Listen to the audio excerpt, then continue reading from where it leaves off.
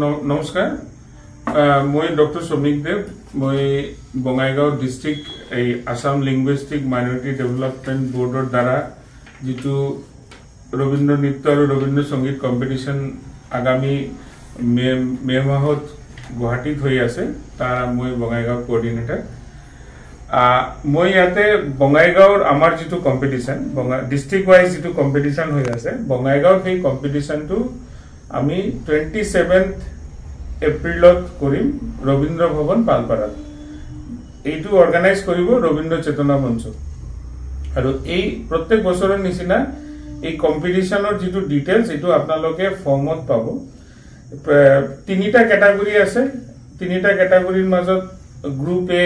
8 years to 12 years Rabindra Sangeet group B 13 to 17 years আৰু group C 18 to 40 years and category 2 that means Robindra Nitya group A same tenekoi group A age 18 to 12 group B 13 to 17 and group C 18 to 40 years আপোনালোকে সবে already বহুত মানুহে জানি আপোনালোকে গেটাৰটো আপোনালোকে জানে যে বহুত মোটামুটি অসমৰ সব লিডিং পেপাৰত ইটো এড দিয়া হৈছে ইটো আসাম গভৰ্ণমেণ্টৰ এটা প্ৰগ্ৰাম আসাম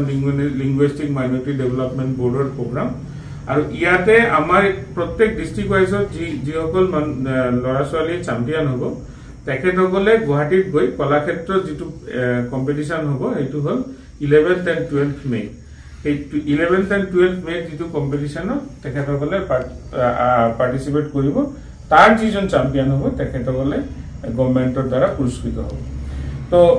হেতু বৰ্মাতে আমি এটো কব বিচাৰিছো যে আমাৰ আজিৰ পৰা আমি ফৰ্ম দিয়া ষ্টাৰ্ট কৰিছো বঙাইগাঁও ডিস্ট্ৰিক্টৰ কাৰণে বঙাইগাঁও ডিস্ট্ৰিক্টৰ ফৰ্মটো আমাৰ এই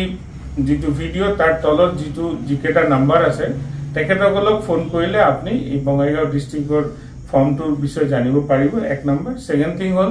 আমাৰ এটা ৰবীন্দ্ৰ চেতনা মঞ্চৰ এটা অফিস বনোৱা হৈছে অস্থায়ী office railway quarter number 608 old colony হলিচেল ইংলিশ মিডিয়াম স্কুলৰ ফ্ৰণ্টত তো